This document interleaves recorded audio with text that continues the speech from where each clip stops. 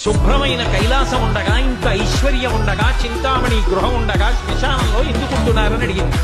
అడిగితే ఆయన చెప్పాడు, పార్వతి బతికున్న నాళ్ళు అన్ని చోట్లకి వెడతారు, ఏమీ తోచట్లేదు, శ్మశానానికి వెళ్ళొద్దామని ఎవరు రారు పార్వతి.